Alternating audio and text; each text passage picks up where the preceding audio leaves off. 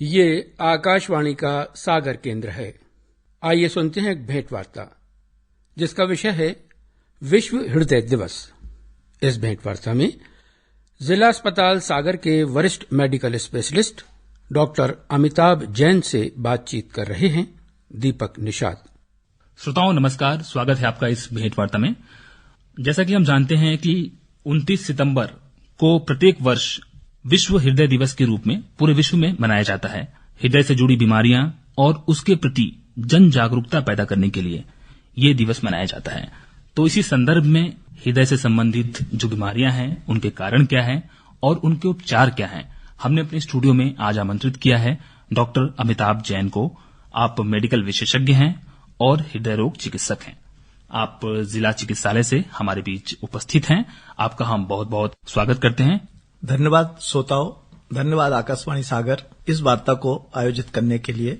मैं आप सभी को नमस्कार करता हूं और यह भेंट वार्ता जो आपने आयोजित की, मुझे पूर्ण विश्वास है कि बहुत उपयोगी साबित होगी और हमारे जनमानस को हृदय रोग के बारे में जानने की बहुत उत्सुकता रहती है, लालसा रहती है। तो इस आज के दिवस हम इस वार्ता से आप सभी लाभान्वित हों, यह मेरा उद्देश्य होगा। बिल्कुल डॉक्टर साहब, हम चर्चा के क्रम को शुरू करते हैं और सबसे पहले आज इस दिवस की जो महत्ता है, जो उपयोगिता है, क्यों इतिहास के झरोके से इस दिन को शुरू किया गया, क्या इसके पीछे मंशा थी और क्या सारे उद्देश्य थे, इस पर आप प्रकाश डालें। पूर्व में वर्ल्ड हेल्थ ऑर्गेनाइजेशन या विश्व स्वास्थ्य संगठन और विश्व हृदय एसोसिएशन ने यह पाया कि बहुत सारी मौतें हृदयाघात से हो रही थी। तो यह सोचा गया कि इसको किसी तरीके से जागरूकता लाने के लिए क्या किया जाए।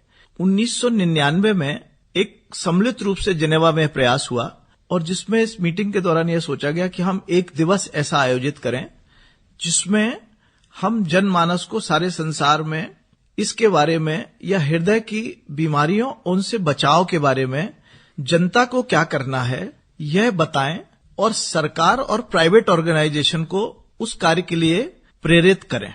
तो यह 1999 से पहले 1 सितंबर माह का लास्ट रविवार इसके लिए चुना गया था। फिर 2014 से यह किया गया कि 29 सितंबर को हमने वर्ल्ड हार्ट डे के रूप में परिभाषित किया और हम उससे 29 तारीख को मनाते हैं। हम इस दिन विभिन्न माध्यमों से, जैसे आपका आकाशवाणी है, नुक्कड़ नाटक है, वार्ताएं हैं, दौड़ आयोजित करके जनमानस को हृदय के बारे में, ब्लड प्रेशर के बारे में और अन्य बीमारियों के बारे में सचेत करते हैं। निश्चित रूप से जन जागरूकता पैदा करना इसका एक उद्देश्य है। तो सबसे पहले डॉक्टर साहब आपसे हम जानना चाहेंगे, हृदय रोग जिसे हम कहते हैं, वो हृदय रोग क्या है? एक आम मरीज शुरुआती लक्षण से यदि गुजर रहा है तो कैसे उन लक्षणों को पहचाने और निदान के उपाय अपनाए? हृदय रोग एक ऐसी बीमारी है जिसमें अपना जो हृदय जो रोजाना करीबन 1,22,500 बार धड़कता है और इतनी धड़कन में उसे लगातार कार्य करते रहना पड़ता है, वह रुक नहीं पाता।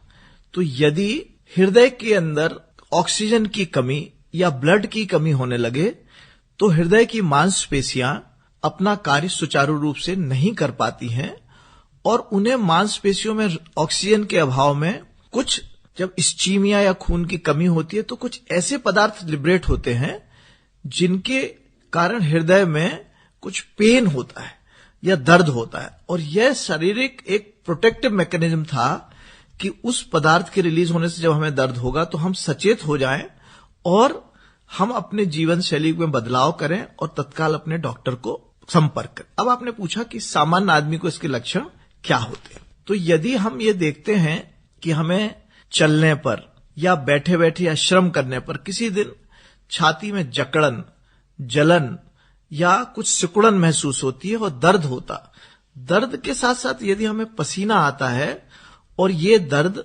पहले के किसी भी दर्द से बहुत अधिक है और ये हमारे हाथों में जा रहा है और पीठ पे जा रहा है, गर्दन पे जा रहा है, पेट तक में जा रहा है, तो हम ये समझे कि ये हमारा हृदय का दर्द हो सकता है या है। ऐसी स्थिति में मैं आपको सलाह दूंगा कि आप जहां पर हैं वहां पर बैठ जाएं या लेट जाएं और 5 मिनट तक रेस्ट करें। यदि 5 मिनट में आपको लगता है कि इस दर्द का घट गया है तो वेल एंड गुड, अगर नहीं घट गया है तो आप पुनः एक बार थोड़ा सा रेस्ट और मानसिक रिलैक्सेशन करें। अगर नहीं मिलता है तो एक नाइट्रेट्स की गोली आती, सबलिंगुअल नाइट्रेट्स कहते हैं, उसे आप अगर आपके पास है तो, या आपके पड़ोस में कहीं या मेडिकल स्टोर से उसे बुलाकर आप जीभ के नीचे रखें। जीभ के नीचे रखने से आपके दर्द में आराम मिलेगा। अगर दर्द में आराम मिलने के बाद 10-15 मिनट बाद फिर से दर्द होने लगता है तो मैं आपको सलाह दूंगा कि आप तत्काल किसी हेल्थ सर्विसेज को कॉल करें, जैसे 108 सेवा है, 100 डायल है, और अगर आप स्वयं जा सकते हैं तो रेस्ट करते हुए किसी भी पास के डॉक्टर के पास चले जाएं। यानी आपका शरीर खुद सिग्नल देता है, संकेत देता है आपको सचेत होने के लिए कि आप हृदय रोगी हो सकते हैं।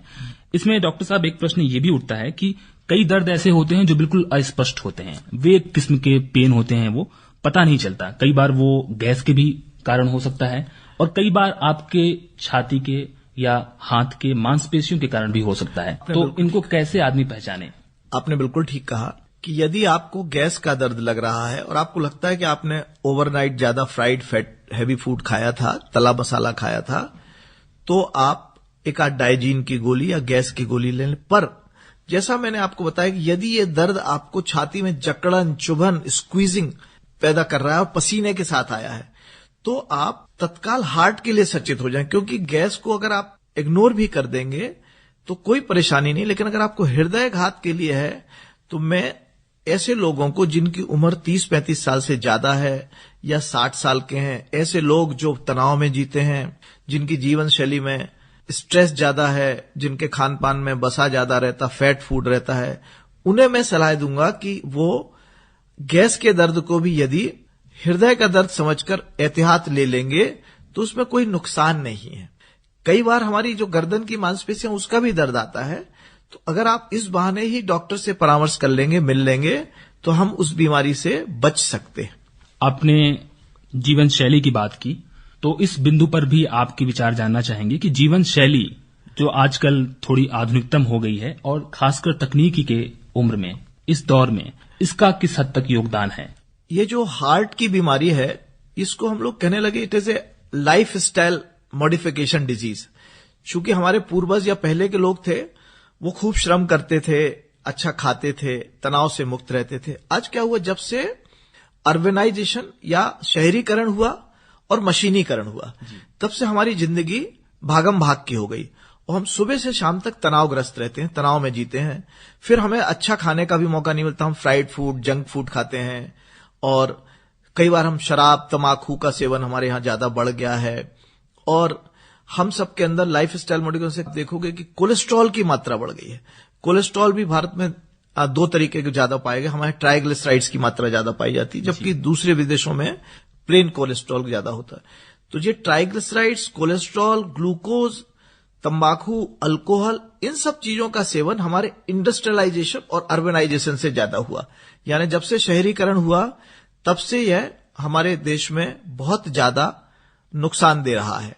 और यही कारण है कि जो विश्व में अन्य शहरों में हृदय की जो बीमारियां हैं वो 50-60 साल के बाद होती हैं, हमारे युवा वर्ग में यह 30 वर्ष के आसपास दिखने लगी। और आपको जान के आश्चर्य होगा कि पहले जो इंसिडेंस बिलो 30 इयर्स 1 to 2% था, 1 से 2% था, आज वो 17% युवाओं में हार्ट का इंसिडेंस हो गया है। गांव में जरूर यह 1 से 2% है, लेकिन शहरों में बहुत ज्यादा बढ़ गया। तो जो आपने कहा कि युवाओं में लाइफ स्टाइल मॉडिफिकेशन से यह फर्क बहुत ज्यादा पड़ा है। जीवन शैली का बहुत बड़ा योगदान रहा है इसमें। तो इसमें आप क्या सुझाएंगे? जीवन शैली में परिवर्तन की बात कर रहे हैं, तो सुबह से लेकर शाम तक, रात में सोने तक व्यक्ति को किस तरह की जीवनचर्या का पालन करना चाहिए? देखिए, आपने कहा कि हम जीवन शैली में बदलाव क्या करें, तो मेरा सभी से अनुरोध है कि हमारी जो जीवन शैली है उसमें सबसे पहले तो हम नियमित दिनचर्या अपनाएं। समय से सोएं, समय से उठें। उठकर यदि हम घूमने के लिए हैं तो हमारे हार्ट को जो 24 घंटे हमारे लिए धड़क रहा है, हम चाहते हैं कि वो 30 मिनट तक ब्रिस्क वॉक करें, पैदल चलें। पैदल चलने से हमारे हृदय की जो मांसपेशियां, उनमें रक्त का संचार बढ़ेगा।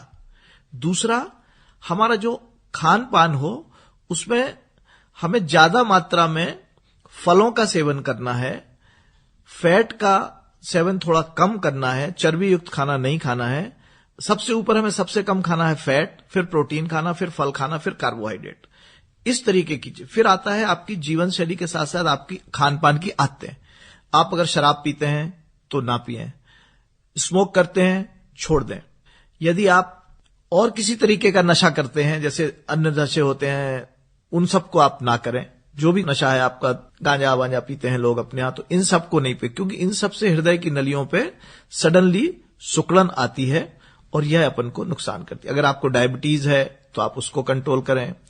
नियमित रूप से अपने ब्लड प्रेशर की जांच कराएं, नियमित रूप से आप अपने शुगर की जांच कराएं और 30 साल के बाद आप एक कोलेस्ट्रॉल की भी जांच कराएं। अब खान पान में हमें बस जो मैंने आपसे कहा यही देखना है कि हम ज्यादा मात्रा में ग्रीन वेजिटेबल्स लें, फैट फ्री फूड लें और जंक फूड को बिल्कुल अवॉइड करें।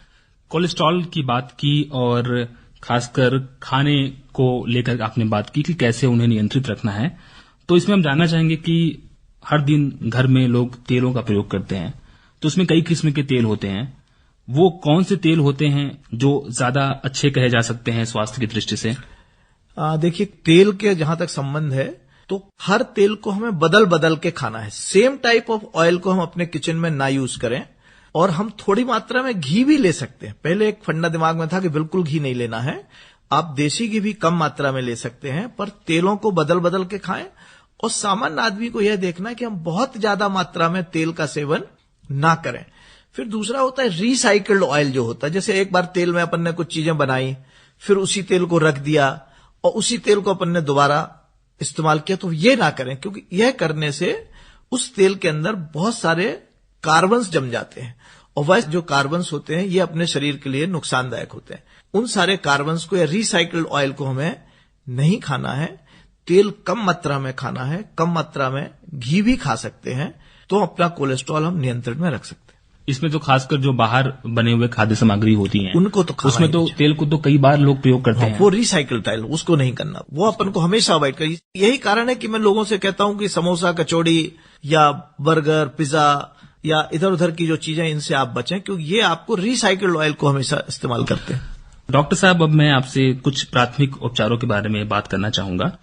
जैसे मान लीजिए कि कोई मरीज है और उसके अंदर हृदयाघात के लक्षण पहले नहीं थे, लेकिन अचानक से हृदयाघात हुआ उसे, तो उनके नजदीकी लोग कैसे उनकी सहायता करें और किस अवधि तक डॉक्टर के पास उनको लेकर के जाएं?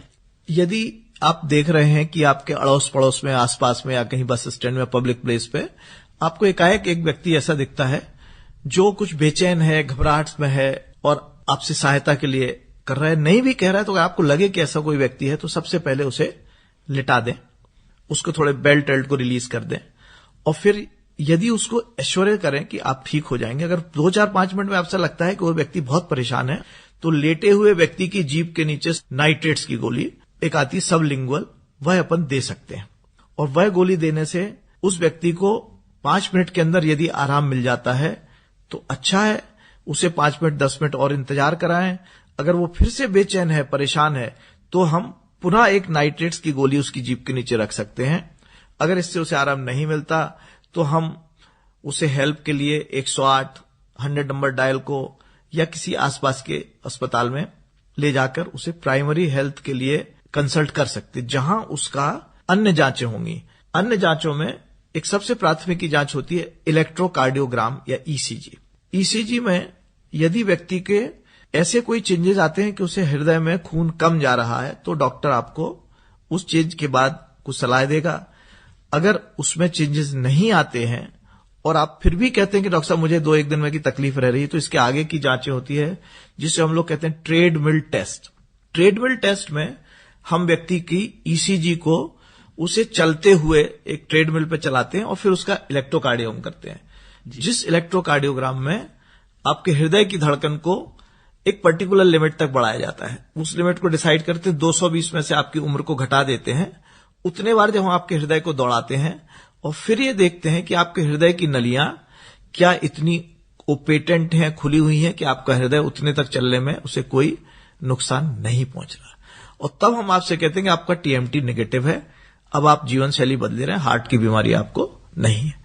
तीसरा, अपने देश में तो नहीं हो पाया, लेकिन बहुत बड़ी डेवलप्ड कंट्रीज में है कि यदि कोई व्यक्ति सडनली गिर जाता है तो हम लोग कहते हैं CPR जी, cardio pulmonary resuscitation. Cardio pulmonary resuscitation में हम व्यक्ति को लिटाकर कड़े बिस्तर पर, यदि उसकी गर्दन में नाड़ी देखते हैं, अगर नाड़ी नहीं है तो हम 50 बार उसके छाती को धीरे धीरे ऊपर नीचे मसकना पड़ता है। जो CPR में हमने लोगों को ट्रेंड किया है तो वह हम कर सकते हैं यदि एकाएक देखा कि आदमी की नाड़ी चली गई है, जब तक कि आपकी हेल्थ वहां नहीं आ जाती है, हेल्प नहीं आ जाती। इसको एक आम आदमी भी कर सकता है, लेकिन बेहतर है कि इसे डेमो करके दिखाया जाए ताकि आदमी उसको करने का सही तरीका इसे जान पाए। आम आदमी भी कर सकता है, लेकिन हम आम आदमी को इसलिए सिखा दें कि अपने यहाँ लोग आक्षेप ज्यादा लगाते हैं कि आपने ऐसा किया इसलिए ऐसा हो गया। अच्छा डॉक्टर साहब, मैं इसी प्रश्न पे आपसे एक बात और जानना चाहता हूं कि कितने घंटे के अंदर यदि मरीज डॉक्टर के पास पहुंच जाए दिल का दौरा पड़ने के बाद, तो उसमें डैमेजेज यानी क्षतिग्रस्त के जो चांसेस होते हैं कम होते हैं? देखिए, जो हृदय की बीमारी है ये होती ही सिर्फ इसलिए है कि हृदय की नली में कुछ अवरुद्धता थी, उस अवरुद्धता से कोई चीज टूट के दूर की नली में चली गई और उस इलाके में खून नहीं मिल रहा। अपने हृदय की मांसपेशियां, यदि हम 1 घंटे से 4 घंटे का जो पीरियड है जिसे हम गोल्डन आवर्स कहते हैं, इस पीरियड में यदि हम उनमें रक्त का संचार प्रवाह बढ़ा देंगे तो हमारी मांसपेशी को परमानेंट डैमेज या नुकसान नहीं हो पाएगा। तो यदि व्यक्ति को छाती में दर्द होता है और उसे जैसे लक्षण मैंने बताया, या वो सचेत है, जीभ के नीचे नाइट्रेट रखता है, फायदा नहीं होता, तो तत्काल वो 1 घंटे के अंदर कोशिश करे कि वो पास के हेल्थ सेंटर में पहुंच जाए, जहां उसका ECG करेंगे। अगर ECG में चेंजेस हैं तो उसे 4 घंटे के भीतर हम ऐसी जगह भेजेंगे जहां उसको प्राइमरी एंजियोग्राफी के बाद एंजियोप्लास्टी करते हैं, जिसमें उस अवरुद्धता को खोल के वहां एक स्टेंट डाल देते हैं। तो गोल्डन पीरियड जो आपने पूछा वह 4 घंटे का है। अगर इस 4 घंटे के अंदर हम उसकी नली को खोल देते हैं तो उसकी मांसपेशियों में परमानेंट डैमेज नहीं हो पाएगा। इसमें आपने उपचारों की बात की, एंजियोप्लास्टी की बात की, और क्या क्या उपचार होते हैं और ये किस हद तक छोटे शहरों में भी सुलभ हैं? देखिए, जो उपचार हैं यह हमारे उपचार 2-3 तरीके से हमारे एम किया गया है। पहला उपचार तो था कि मरीज को तत्काल पेन से रिलीफ मिले, जो उसकी सबसे बड़ी समस्या है। तो जब हम उसके नीचे नाइट्रेट्स की गोली रखते हैं तो आपकी जो नलियां, हृदय की जो वाहिनी थी जिससे रक्त जा रहा था, वो फैल जाती है और उसमें से कुछ रक्त का संचार बढ़ जाता है। फिर दूर की वाहिनियां भी फैलती, जिससे उसके हार्ट पे लोड कम हो जाता है। दूसरा था, चूंकि एक क्लॉट या थक्का वहां से डिसलॉज हुआ था जिसने जाके कहीं रुकावट पैदा की थी, उस थक्के को घोलने के लिए एस्प्रीन और क्लोपिडोग्रेल करके कुछ दवाइयां होती हैं जो उस नली को, उस थक्के को खोल देती हैं और नली में से रक्त का प्रवाह बढ़ा देती हैं। तो एक सलाह है कि यदि आप एक 325 मिलीग्राम की एस्प्रीन की गोली, 4 क्लोपिडोग्रेल की गोली 150 मिलीग्राम और एक एटोरवास्टेटिन आता है जो कोलेस्ट्रॉल को कम करने की गोली होती है, जिसमें हमारे में 40 मिलीग्राम एटोरवास्टेटिन होता है। तो अगर इसकी एक पुड़िया, हम जैसा ताबीज पहनते हैं, आदमी अपने पास एक पुड़िया रखे जिसमें एक डिस्प्रिन की गोली हो, क्लोपिडोग्रेल की गोली हो और एटोरवास्टेटिन गोली हो, उसे यदि हम तत्काल खिला देंगे तो हमारे मरीज को हृदयाघात में फायदा मिलेगा। अब दूसरा इलाज है नेक्स्ट स्टेप में जी। चूंकि आपने देखा है, आपने आपको बताया कि जब हृदय की धड़कन बढ़ती है तो उसे ज्यादा कार्य करना पड़ता है और उस समय रक्त का प्रवाह कंपैरेटिवली कम हो जाता है। तो हम हृदय की रेट को कम करते हैं। इसके लिए हम बीटा ब्लॉकर्स, कुछ दवाइयां होती हैं, उनका उपयोग करते हैं। तीसरा जो आपको बताया था कि कोलेस्ट्रॉल, ट्राइग्लिसराइड्स, ये सब रक्त वाहिनियों में जमते हैं, तो इन्हें नहीं जम देने के लिए हमें एटोरवास्टेटिन या स्टेटिन्स, इनका उपयोग करते हैं। निश्चित रूप से जो प्रथम उपचार के तरीके आपने बताए वो आम इंसान भी कर सकता है और हृदय रोगी अगर हैं तो निश्चित रूप से उन्हें इसे पालन करना ही चाहिए। अच्छा डॉक्टर साहब, कुछ घरेलू उपचार लोग अपनाते हैं। लोगों का ये भी मानना है कि रात में सोते समय गर्म पानी का सेवन करना, सुबह उठने के बाद भी लोग गर्म पानी का सेवन करते हैं, तो क्या इससे नलियों को खुलने में कुछ मदद मिलती है या कोई और कारण इसके पीछे होते हैं? देखिए, गर्म पानी पीना हमारी आंत को प्रॉपर चलाने के लिए सहायक है और हमारा जो पेट है वह साफ रखने के लिए सहायक। इससे नलियों को खोलने में कोई फायदा या नुकसान नहीं होगा। चूंकि हमारा अगर पेट साफ रहेगा, एब्डोमिनल प्रेशर नहीं बढ़ेगा, हम कॉन्स्टिपेटेड नहीं होंगे और हम स्ट्रेन नहीं करेंगे मोशन पास करने के लिए, जोर नहीं लगाएंगे, तो हमारे हृदय पर ज्यादा प्रेशर नहीं बढ़ेगा और हम इस तरीके की बीमारियों के चांसेस कम हो जाएंगे। पर यह नहीं कहा जा सकता कि इससे हृदयाघात नहीं होगा। हाँ, कुछ घरेलू नुस्खे हैं, जैसे आपसे हम लोग कहते हैं कि लहसुन खाएं, तो जो लहसुन की जो 4 पोथियां हैं वो अगर खाने से कोलेस्ट्रॉल को नियंत्रित रखा जा सकता है, ये माना जाता है। और हल्का भोजन करें, रात का खाना सोने के 3-4 घंटे पहले खा लें तो हम इससे फायदेमंद। इसमें एक बात और आपसे जानना चाहेंगे डॉक्टर साहब कि कई बार ऐसा देखा जाता है कि मौसम का भी असर मरीजों के ऊपर पड़ता है, खासकर जो सर्दियों का मौसम होता है उसमें सुबह के टाइम, अल सुबह का जो समय होता है, उस वक्त हृदय रोगियों को बहुत समस्या होती है। ये क्या कारण होता है? अपना जो शरीर है इसमें विभिन्न प्रकार के प्रोटेक्टिव हार्मोन्स निकलते हैं जी, और यह पाया गया कि एक शरीर में एक सर्केडियन साइकिल होती है अपनी, तो जिसमें अपना शरीर विभिन्न प्रकार के हार्मोन्स रिलीज करता है। और ये हार्मोन्स का लेवल, जो प्रोटेक्टिव हार्मोन्स हैं, सुबह के टाइम कुछ कम हो जाते हैं। इसलिए जो हार्ट अटैक की संभावना है वो 4 से 6 बजे के बीच में सुबह ज्यादा होती है। दूसरा, आपने मौसम का पूछा, चूंकि ठंड में अपना शरीर की सारी मांसपेशियां सिकुड़ती हैं, तो जब हम अगर सडनली ठंड को एक्सपोज होंगे तो अपने हृदय की नलियां भी सिकुड़ेंगी और सिकुड़न के कारण उनके अंदर खून का संचार कम होगा और हमें अलसुबह ठंड में हृदयाघात की संभावना बढ़ जाएगी अगर हम ठंड को एक्सपोज होंगे। तो मेरा सभी व्यक्तियों से अनुरोध होता है कि आप सुबह जल्दी घूमने ना जाएं, स्पेसिफिकली ठंड के मौसम में। जी जी। और इसमें एक चीज यहीं पे मैं आपसे और भी जानना चाहूंगा कि कई बार ऐसा होता है कि दवाओं के सेवन ना करने के कारण, क्योंकि जो कुछ हृदय रोगी पहले से ही होते हैं, वो पहले से ही उनको पहचान लिया गया है, दवाइयों का सेवन कर रहे हैं, लेकिन दवाइयों का सेवन ना करने के कारण भी क्या सुबह के समय ये समस्या होती है? हाँ, यदि आप दवाइयां समय से नहीं ले रहे थे, तो जो मैंने आपको बताया कि एक सर्केडियन साइकिल है, तो कुछ दवाइयां हम सुबह देते हैं, कुछ दवाइयां शाम को देते हैं। तो जो शाम वाली दवाइयां अर्ली मॉर्निंग का जो इस्चीमिया है, इसे रोक के रखती थी। तो यदि आप उन दवाइयों को भूल जाएंगे या नहीं लेंगे तो आपको अर्ली मॉर्निंग में फिर से वो समस्या होगी सुबह, और आपकी संभावना हृदयाघात की बढ़ जाएगी। इसलिए मेरा सभी हृदय रोगियों से अनुरोध रहता है कि जो उनके डॉक्टर द्वारा बताई दवाइयां हैं उन्हें अच्छे से लें, नियमित लें, और वह निरापद जीवन जी पाएंगे। एक और बात मैं आपने पूछा तो इस पर कहना चाहूंगा, महिलाओं में जो हृदयाघात है उसके लक्षण पुरुषों से थोड़े डिफरेंट होते हैं। जैसे आदमियों में हृदयाघात में बहुत जोर से छाती में दर्द होगा, पसीना आएगा, जकड़न आएगा, फटन होगी। महिलाओं में बस पेट में भारीपन लगेगा, गर्दन में भारीपन लगेगा और उन्हें कुछ अनईजी फील होगा। इस फीलिंग के लिए भी मैं महिलाओं से कहूंगा 45 वर्ष से ऊपर वालियों को या 30 से बाद को कि वह डॉक्टर से परामर्श ले सकती हैं। भगवान ने, प्रकृति ने, नेचर ने महिलाओं में एक प्रोटेक्टिव मोड दिया है कि जब तक उनके शरीर में ईस्ट्रोजन हार्मोन है एक पर्टिकुलर लेवल पर, तब तक उनको हृदयाघात की संभावना कम होगी। पर यह नहीं कहा जा सकता कि नहीं होगी, चूंकि आजकल महिलाएं जल्दी उनका मेनोपॉज हो जाता है, वो ओरल पिल्स हार्मोन्स का सेवन करती हैं, तो इससे ये नॉर्मल सर्केडियन साइकिल वेरिएशन है, ये बदल जाता है और हमारे यहां हृदयाघात महिलाओं में भी इंसिडेंस बढ़ जाता है। इंसिडेंस उनके पीरियड को खत्म होने के बाद महिलाओं और पुरुषों में बराबर हो जाता है। जितने पुरुषों में चांसेस हैं उतने महिलाओं में भी है। हृदयाघात के जो लक्षण होते हैं और हृदयाघात के बाद किसी मरीज के स्वस्थ जीवन जीने की संभावनाएं कितनी होती है यदि वो अपने जीवनचर्या में सुधार करता है और नियमित जीवनचर्या जीता है? तो यदि आप नियमित दवाइयां लेते हैं और आपकी बैलेंस लाइफ स्टाइल है, आप हरी वरी करी, जल्दबाजी, चिंताएं और सामिस भोजन, फैट वाला खाना नहीं खाते हैं, तो आप दवाइयां लेते हुए अपना सामान्य जीवन जी सकते हैं। यह देखा गया है। और यदि आप अपनी जीवन शैली नियमित रखेंगे तो मुझे नहीं लगता कि आपको कोई प्रॉब्लम होगी। बस दवाइयों का सेवन आपको करना पड़ेगा, जो आपकी लाइफ एक्सपेक्टेंसी है वह नॉर्मल रहेगी। निश्चित रूप से यदि बीमारी से ग्रस्त व्यक्ति भी, हृदय रोग से ग्रस्त व्यक्ति भी जीवन शैली में परिवर्तन लाता है और डॉक्टरी उपचार के बाद दवाइयों के साथ सेवन करते हुए वो स्वस्थ जीवन शैली व्यतीत कर सकता है, बिल्कुल एक सामान्य व्यक्ति की तरह।